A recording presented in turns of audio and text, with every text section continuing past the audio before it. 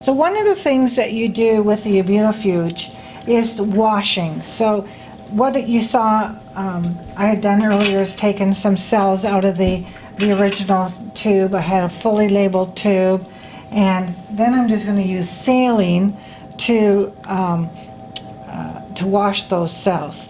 We remove any extra proteins. Some facilities will not have you wash the cells. And in an emergency, that extra minute can make a huge difference.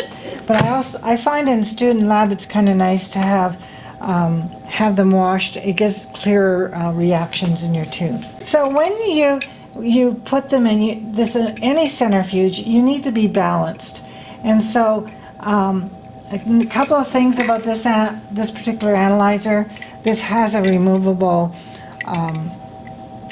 tray that holds the immunofuge tubes, and so one of the big things that you have to remember is that you put it all the way in. This is not in. You need to make sure that you can see this line.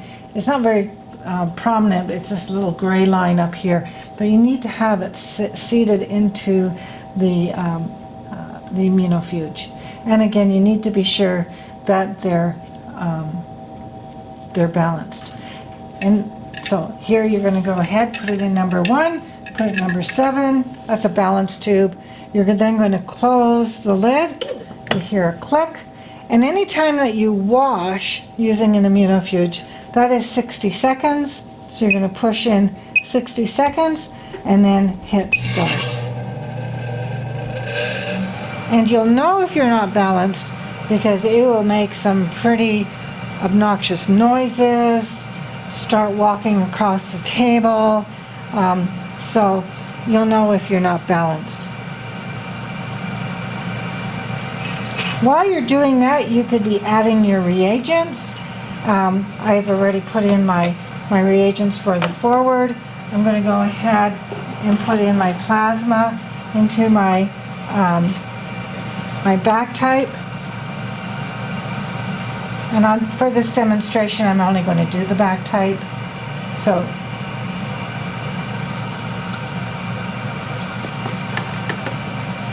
2 drops of patient plasma. I can go ahead, again, I have time here. I'm going to put A1 cells, and again, because I have the A up there, it's very clear that I'm going to put the A1 reagent, which is for the back type, into that tube. Again, if you know where you're organizing it, of course you always want to take another look to make sure you're not accidentally dropping it into the wrong tube. That has my little B on there. That's for my back type B reagents. And so I'm going to go ahead and put a drop of my B.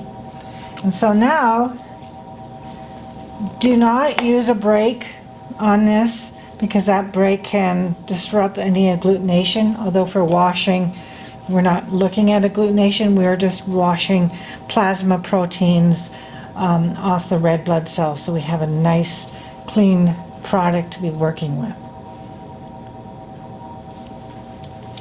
So sometimes you just have to wait, and again, you can be busy doing other things to get ready for the next step. So wash is 60 seconds. And you do washing for your initial cells, and you'll also do washing for before you do the anti-human globulin test, because you need to be sure that you remove any unbound antibodies, any proteins that may be in your test tube system. So once it beeps, you can open it. You can also open it using this button that shows that the arrow goes for the lid. So you can see how this particular cells, there's the supernatan's kind of red and not so nice looking. So cord cells are often like this, and so we really do need to wash our cord cells. We would do the do what we just did. I'm going to give more saline. And again, you don't want to put the tip of the saline bottle into the tube because you risk contaminating and cross-contamination. And so now I'm going to be balanced. And in this case, I'll show you again how to wash. You want to wash until you have a clear supernatant. And again, in student lab, our cells are older, and so again, this helps freshen up our test. In the real world, we would have less than 3-day-old samples to be dealing with, and typically not this problem. So I've balanced it, push 60, and start. Oh, doesn't that supernatant look so much better? So with a cord sample, you're going to want to do this until the supernatant's clear, typically at least 6 times. And so then, okay, sometimes there's a sample, like if you've had a heel stick and you're dealing with a baby, you might want to actually take a pipette and take the supernatant out. But most of the time, we have more sample we can go to if we need to. It's just more washing steps, which, you know, we don't necessarily like washing. And so, anyways, most of us time we pour it off. And so in this case, in student lab, we have some bleach in this container to keep things healthy. So anyways, I'm pouring, whoops, until the red cells start coming out. So I wasn't as good as the first time, but you got the idea. So now I have cells, and now for tube method, I need to make a cell suspension between about 3-4%.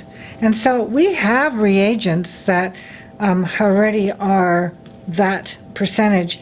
And so the tube method is a little bit of an art because we're adding saline, we're not using calibrated pipettes, unlike other methods. So I'm going to just add a little bit of saline. And again, you get used to the idea of how much saline to add. And if you add too much saline, you just spin it again, so you take off the extra saline, so it's not the end of the world. Just again, another wash. So how do I know that that's 3 to 5%? Well, here's an easy standard. So I could go ahead and compare it this way, but that's a different volume that's in this tube. So what you want to do is take it could be your A or B reverse cells, it could be your screening cells. So then the pipette is a little bit more closer to a little bit closer. So you just do an eyeball and you compare what the color looks like. So again, if students ask me, I go, well, let's go and do the type. And if you have really big buttons, you're going to be risking post zone, and you just make it thinner. Or if you have really small buttons, you're risking prozone, and you just have you would want to make it more concentrated. So here we have a cell suspension. I'm going to take my pipette. I already put in my reagent. In tube method, you always put your antibody, your antiserum first. I already put in my patient antibody into the reverse. And then I'm going to go ahead and add a drop of my cells into each of the labeled tubes with the corresponding reagents. I want to mix it. I want to have a chance for the antibody to get to the antigen. And so again, I'm going to take a look, taking my balance tube out. So here is my rack here. I'm going to put in A into number 1, B into number 2, my A comma B into number 3, and I'm going to go ahead. I have my D. I'm going to go ahead and keep my D in the D control. Well, I'm going to just show you. So if you just put it in straight like this, A1B, that's not balanced. So there's different ways that people are going to go. We're dealing with 7 tubes. 7 tubes are not balanced. So you're going to have to find your own balanced tube. You can put in a smidgen of saline to mimic the couple of drops you've already put in of reagents and cells. So there's a whole different number of ways you can balance the centrifuge. You could go 3, 3, and 3, or you can go add a tube, which makes it 8, And so I would probably do that. And so I would put my balance tube in number 10, oops, my B cells in 9, my A1 cells in 8, and my D control into number 7. So now they're balanced. So again, you can always be taking a look at your manufacturer's insert or your instruction manual when you need to operate any of your analyzers. I just am trying to give you an overview. So we use this to wash and to spin, to have enough of the force to get our possible antibodies and antigens together, and so we can have clear agglutination. Now there's one more thing that I wanted to also show you about washing, because that would be after the anti-human globulin phase. So I'm just going to use this as an example, which Julia Child's here, because I don't actually have the result, the cells or reagents in there. But once you have everything in and you're going to wash these, you actually need to wash them fairly vigorously. And so what you're going to do is you're going to, of course, have added your plasma, added the respective cells, enhancers, you had used your heating block, and then once you take it out of the heating block, it's really, really important that you keep going, because an antibody-antigen reaction is a reversible reaction. There's an equilibrium between antigen and antibodies. So to wash these, there's a little bit more safer way, because then you can, instead of taking it out one at a time, and if you're doing antibody ID, you could be using 11 tubes, 16 tubes, 20 tubes, and so you don't want to be doing it one at a time. So let me show you a secret on how we can do it. However, manual washing is more tedious and difficult, and in the real world there is an instrument that does it for you, but you'll really appreciate it if you know how to do it yourself. So you have different analyzers that have different rotors. This is an older style. What was nice about that is you could have your tubes, and then they would, if they were newer here, they would just stick in there, and so even when you dumped it, you would be able to just keep it like that. So that's just another immunofuge we have in the student lab. But with these newer ones, which are safer, although it does take a little bit more, a few more seconds to do this, what you're going to do is you're going to want to be sure you're balanced. So if you're doing a 3-cell antibody screen, again, I would go put number 1 into 1, and then I would put it into 5, and I would put it into 9, because then you have 3, 3, 3, and that's balanced. If you wanted to, if you had 4 tubes, you could balance it a whole bunch of different ways too, but typically you'd put 2 together to keep it balanced. So you can use an extra tube, or you just have to be creative on how you arrange it. So if we just had them loose and we poured it, they would come out. Don't trust me. So what we do is we just use this very simple rubber band, and we just put it over there, and so now the elastic band, rubber band, is holding those tubes in place. So we're washing our cells. So again, same sort of idea. We're going to add our saline. Don't touch the tip of the saline into the individual tubes. And so you're filling it up, and of course you want to be balanced.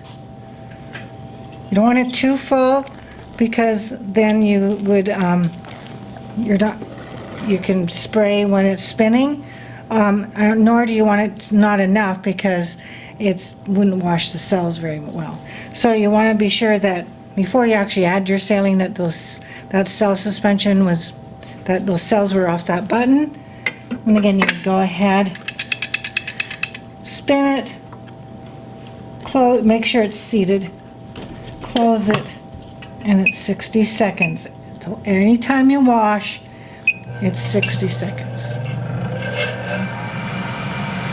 So typically there's always something to do. You know, you're not usually watching and stirring your immunofuge, but it's like you become Pavlov's dog, right? Anytime you hear a beep of some sort, we're going to respond to it. So it's beeped. We know that it's been done at 60 seconds. And so if this was I would just do the same thing all the time. I would then pour it, fill it up with saline, spin for 60 seconds. And let's just say that this was our last time. So we want to have a dry button. And so with your last wash, you don't have to do this every time, but on the last wash cycle, you're going to go ahead and you're going to have a paper towel ready, because you can only dump and hold it down. All it is, it's wrist action. And then you're going to just pick up any of the remaining saline that's at the edge, because when we're doing our next step of testing, we want a dry button. That's easy. That's what it's called, washing and blotting. And sorry, you can't speed it up. You have to do this 4 times. Otherwise, you risk not having all of the unbound antibody and other proteins that will interfere with the reagent. So washing is important. Here's a chance just to see what a forward and reverse typing looks like by tube, and how I prefer the rock and roll style. Everybody will have their way of doing things, but rock and roll has never failed me. So again, you've loaded up your immunofuge in a very systematic manner that's going to allow you then to take your tube out of number 1, that it's clearly labeled that it has anti-A in it, and I have my cells, and I'm going to go ahead and I'm going to, by law, we have to use a light and a mirror, and so we're going to go ahead and, I don't know if you can see that, it's a nice big 4+. So when we were talking about making our cell suspensions originally, and we were comparing it to a standard, one of our reagents, that button is a little bit on the big side, so I'm probably more at 5 or 6% instead of the 3 to 5%. So all I would do to remedy that is to add more saline to my cell suspension. That's a nice strong reaction. I'm not worried at this point about any post-zone reaction. But see that nice big 4? And so I'm going to go ahead right away. I'm going to write down a 4. I'm going to go to number 2. Also for ABO, it's kind of nice because it has the color in there too, but there it's labeled, so it's a 2 ways of knowing that you what's in your tube and who you're dealing with. So you're going to rock and roll, and I like to think I'm at the beach or the ocean, and the sand and the surf coming, and then it's the sand is just gliding back into the lake or into the ocean. Some people use the terminology it's smoking, and so the cells are just sliding off that button that we have created because of the centrifugal force. And so we can't grade until all the cells are swimming, and all the cells are now swimming, and there's no agglutination. That is a negative reaction, so a big fat 0. My next tube is A, B, so I'm going to go ahead and rock and roll.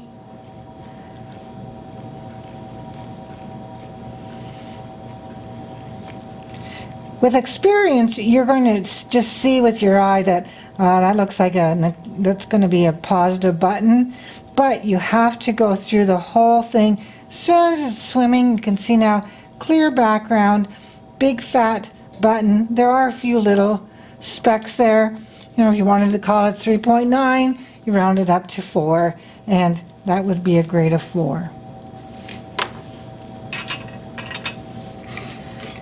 Now, I'm dealing with the anti-D, so I'm looking to see if I'm Rh positive or D antigen positive. Again, I'm going to rock and roll, and as soon as it's swimming, see, it's all swimming. So again, big fat agglutinin, few smaller ones. You know, because that's so big with the one, I'd still call it a 4. So my anti-D, so I think I am going to be D antigen positive, but I have a control for it. And so I'm looking at my D control, and it always has to be negative. So I'm rocking and rolling, and so it's streaming off, streaming off. So if the D control is negative, then my positive reaction I can assume is due to the anti-D, and that I am D antigen positive. However, if this D control was positive, then all bets are off on what was happening in the other two, because the patient is, for some reason, just agglutinating, maybe because of the D antigen, but maybe because of something else. So nice negative. So that's going to be a big, nice 0 for the RH control. RH control needs to be negative in order for that anti-D to be positive and to be valid. Okay, so ABO is so important. The forward was the anti-A, it was positive, so it found the A antigen. The anti-B was negative, so there's no B antigen there. The anti-A comma B, well, I'm not surprised it's positive, because it's found the A antigen that's there. And of course the anti-D found the D antigen. But ABO is so important. The forward was the cell type. The reverse is the back type. It's looking at what antibodies are in the plasma. So for someone that's group A, they're not going to produce an anti-A, but they're going to produce an anti-B. So I am hopeful that my A1 cells are going to be negative, but my B cells are going to be positive. Again, that's what we hope for. We have to do the testing, and what's in our test results is what we're going to be. So there's my little A1, and I'm going to rock and roll, and I can see the cells are all sloughing up. And I'd like you to get accustomed to the rock and rolling, because sure enough, the reagents and the ABO antibodies and the anti-D are very powerful and consistent antibodies. But later on, you're going to be doing antibody screens and antibody panels, and those other blood group antigens and antibodies are not as powerful. They're not as avid as the ABO. So let's try to have some good habits starting off, and then when we get to even more fun testing, you already have the rock and rolling going. So I'm looking in the mirror, and I'm looking at the button, and I'm just seeing it flow off the button into back into suspension there. And that's a big fat 0.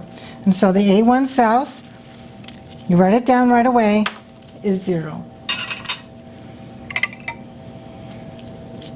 So these are my B cells for the back type, and I'm going to rock and roll. I had predicted that it was going to be positive,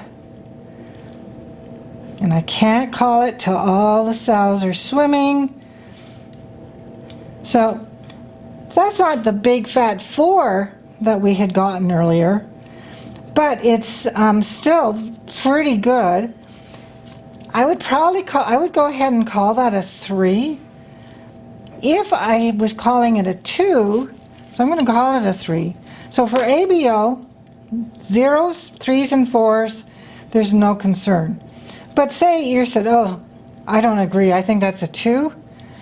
All we would need to do is go ahead, put these tubes into the refrigerator at 4 degrees Celsius for like 15 minutes, and then respin them, and the reactions tend to be much stronger, and I bet you we would get a much clearer 3 or 4. So you can always enhance your reactions, If you remember, these are IgM antibodies. They need to go into cold to bind the antibodies binding the antigen better. So that's just an example of a forward and reverse and how you would look into the mirror, and you need by law to use an optical device with a light and a mirror in order to grade your reactions by tube.